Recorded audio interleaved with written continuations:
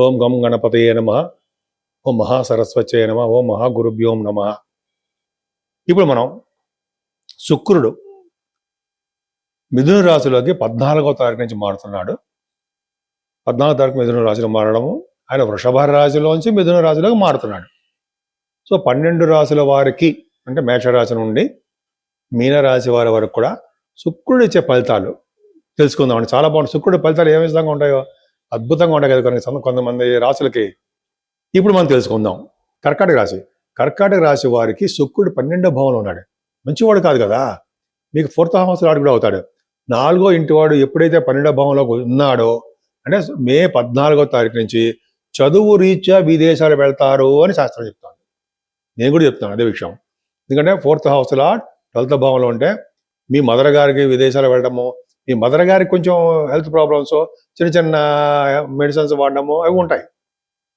రైతులు కూడా కొంచెం వాళ్ళకి ఏంటంటే పంటలో కూడా నష్టాలు రావడము, అధికమైన ఖర్చులు ఉండడము, సకాలంలో వర్షాలు పడక వాళ్ళు ఇబ్బంది పడుతూ ఉంటారు. జనరల్గా జరుగుతూనే ఉన్నది. అంతేకాకుండా ఈ 4th హౌస్ లాడు మీకు పాపి అవడం వల్ల కూడా తల్లి గారికి కొంచెం ప్రాబ్లమ్స్ అయినా మీరు సక్సెస్ అవుతారు. విద్యలో మనం రాణిస్తారండి. విద్య రీత్యా మీరు విదేశాలు వెళ్ళడం ఖాయమే అవుతుంది, వెళ్తారు. 11వ ఇంటి వాడు కూడా అవడం వల్ల మీకు నిజంగా పాపత్వంలో ఉన్నాడు కదా, మ్యాలఫిక్ అయ్యాడు. ఆ 11వ ఇంటి వాడు 12వ ఇంట్లో ఉన్నాడు. అంటే శుక్రుడు ఎక్కడైనా సరే ఎక్సెప్ట్ కుంభం మకరం రాశిలో 12వ భావం అది తప్ప 12వ భావంలో ఉన్న శుక్రుడు ధనయోగాన్ని, ధన ప్రాప్తి కలిగించి తీరుతాడు. అది ఖచ్చితం. సో మీకు ధన ప్రాప్తి కలగబోతుందండి. మీకు బహుశా వ్యాపారాల ద్వారా, ఉద్యోగాల ద్వారా, అయితే మీరు చేస్తున్న పర్సనల్ విషయాలు ఏమైనా ఉంటే వాటి ద్వారా, బిజినెస్లు డబ్బు సంపాదించడానికి ఖచ్చితంగా అవకాశం ఉంది. జనరల్గా అమ్మవారి దర్శనాలు చేసుకుంటూ ఉంటారు. గురుడితో కలిసి ఉన్నాడు కాబట్టి శుక్రుడు జ్ఞాన సంపదలని, అదృష్టాన్ని, ఏ పని చేసినా ఆ పనిలో సక్సెస్ అవ్వడము, అంతేకాకుండా చెరువులు బావులు తవ్వించడము, దైవ దర్శనాలు చేసుకోవడం, వీటి వల్ల మీకు ధనము బాగా ఖర్చు అవడానికి అవకాశం ఉంది.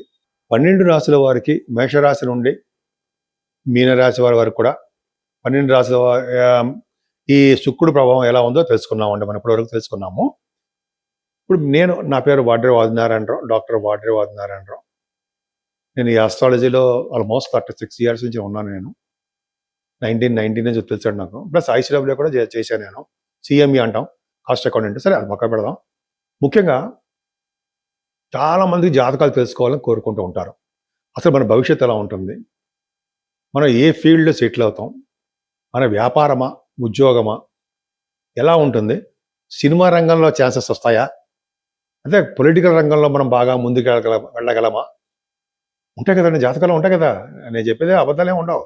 సినిమా రంగంలో వెళ్దామా, పొలిటికల్ రంగంలో వెళ్దామా, అదే శుభ్రంగా గవర్నమెంట్ జాబ్ చేసుకుంటూ ఉందామా, వ్యాపారాల్లో కూడా బాగా ఉందామా, అదే నలుగురికి విద్య చెబుతూ విద్యలో బాగా రానిద్దామని అనుకుంటాం కదా, ఖచ్చితంగా ఉంటుంది. సో ఈ విధంగా జాతకాల్లో ఏ పాయింట్ ఆఫ్ వ్యూ కావాలన్నా కూడా జాతకం పరిశీలించాలి. అందుకనే ప్రతి వాళ్ళకి date of birth, time of birth, place of birth ప్రతి వాళ్ళకి ఉంటే, అదే చెప్పించుకునే వాళ్ళకండి ఉంటే ఖచ్చితంగా మనం దశలు, విదేశాలు, అంతర్దశలు వేస్తాం కదా, ఇది తెలియదే ఉంది. వాటిల్లో మనం మైన్యూట్గా వెళ్ళి ఆ ఫలితాలు కనుక్కోవడానికి అవకాశం ఉంది. నేను చాలామంది చెప్పాను, చాలామంది జరిగింది. అది నేను వీళ్ళు మన యూట్యూబ్లో కూడా కామెంట్స్లో కొంతమంది పెడుతూ ఉంటారు, మర్చిపోతుంటారు కొంతమంది అనుకోండి. నాకు ఫోన్లు చేసి చెప్తూ ఉంటారు, ఇలా మా అబ్బాయికి ఉద్యోగం వచ్చిందని, వీసా వచ్చిందనో, లేకపోతే ఒక అమ్మాయి బాబుకు పుట్టాడనో, మ్యారేజ్ అయిందనో, ఏవో ఏంటి అందరికీ సహజంగా జరుగుతుంది. బట్ ఆస్ట్రాలజర్స్కి జనరల్గా చెప్పేది అదే. కాబట్టి నేను జనరల్గా చెప్తుంటాం కాబట్టి జరగడానికి అవకాశాలు ఎక్కువ. సరే ఇవన్నీ పక్క పెడతామండి. ముఖ్యంగా మీ జాతకాలు తెలుసుకోవాలనుకుంటే 7075389589 7075389589 ఫోన్ చేయండి. తప్పకుండా నేనే లిఫ్ట్ చేస్తాను. అది షూట్స్లో ఉంటే బహుశా నేను లిఫ్ట్ చేయలేకపోవచ్చు. మీరు మీ డీటెయిల్స్ మీకు చెప్పించుకోవాలనుకుంటే వాట్సాప్లో పెట్టండి. పెడితే చాలామంది అలాగే చేస్తుంటారు. వాళ్ళకి మళ్ళీ నేనే పర్సనల్గా ఫోన్ చేసి మీకు ఏం కావాలి, ఏం తెలుసుకోవాలనుకుంటున్నారు అనేది దాంట్లో పెట్టండి, మీరు నాకు తెలుస్తుంది జాతకాలు వేసేటప్పుడు అని చెప్తూ ఉంటాను. వాళ్ళు వేరే విషయం అనుకోండి. సో కాబట్టి మీరు చేస్తే మంచిది. అంతేకాకుండా మీకు వాస్తు సంబంధించినటువంటి డౌట్లున్నా, అయితే మీరు తెలుసుకోవాలనుకున్నా, ఇలా ఉందండి తెలుసుకోవాలనుకున్నా మనం చెప్పగలను నేను, ఎందుకంటే నేను వాస్తులో కూడా ఉన్నాను. కానీ మెయిన్ ఫోకస్ అంతా ఆస్ట్రాలజీ. అంతేగాని కాస్ట్ అకౌంటెంట్ కాబట్టి నేను ఆడిటింగ్ కూడా చేసుకోవచ్చు. బట్ ఆ ఆడిట్ వైపు వెళ్ళలేదు. ఆడిట్ వైపు వెళ్ళకుండానే దీంట్లోకి వచ్చాను నేను. సో ఇదొక అదృష్టం అండి. గవర్నమెంట్ సంబంధించిన ఉద్యోగాల్లో చేశాను ఆఫీసర్గా. సరే పక్క పెడదాం అనుకోండి. ఈ 12 రాశుల వారు ఏ దేవుణ్ణి, ఏ శుక్రుడు ప్రభావం ఉంది కాబట్టి ఎవరిని పూజించాలి, శుక్రుడితో పాటు ఎవరిని పూజించాలి అని తెలుసుకుందామండి. ముఖ్యంగా ఈ మే నెలలోనే 14వ తారీఖు నుంచి మనకి శుక్రుడు మారుతాడు. మారిన వెంటనే అదే రోజు 15వ తారీఖు మహాశివరాత్రి వస్తుందండి.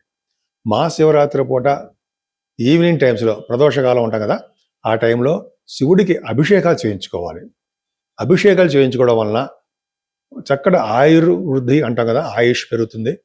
అనేక రకాలైన శుభాలు జరగడానికి అవకాశాలు మనకు ఉంటాయి. అంతేకాకుండా మనకి 16th అమావాస్య వస్తుంది. ఇది ఇంపార్టెంట్ ఇక్కడ శుక్రుడు ప్రభావం ఉండడానికి. ఎందుకంటే ప్రతి అమావాస్య పూట, పౌర్ణమి పూట చాలామంది గుళ్ళల్లో మనం చూస్తుంటాము చండీ హోమాలు, అమ్మవారికి అభిషేకాలు, అమ్మవారి కుంకుమ పూజలు, చండీ సప్తసతి అనే కనకదుర్గ అమ్మవారి గుళ్ళో విజయవాడ కూడా చేస్తుంటారు కదా. అటువంటి ఇవి కూడా అమ్మవారికి ప్రభావం ఉంటే అది చేయించుకుంటే ఈ 12 రాశుల వాళ్ళకి, కొంతమంది చూడండి ధనురాశి వాడికి శుక్రుడు మంచివాడు కాదు, కొన్ని రాశులు ఉన్నాయి కదా, కర్కాటక రాశి వాడికి మంచిది కాదు.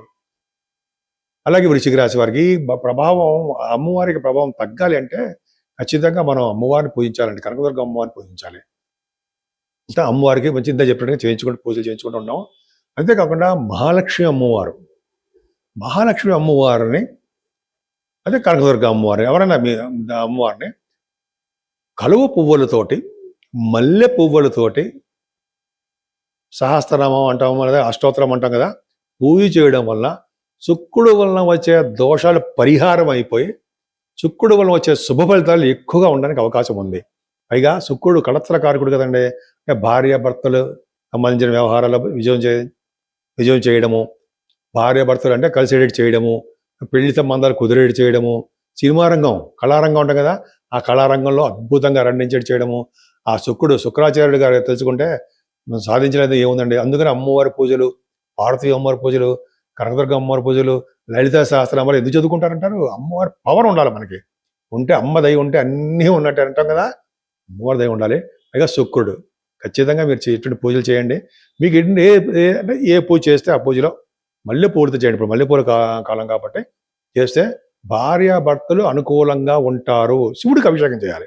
శివుడికి అభిషేకం అంటే మల్లెపూలతో పూజ, అమ్మవారికి మల్లెపూలతో పూజ చేస్తే భార్యాభర్తలు కలిసే ఉంటారు, త్వరగా పెళ్ళిళ్ళు అవుతాయి, వాళ్ళు అనుకున్న కోరికలన్నీ నెరవేరుతాయి.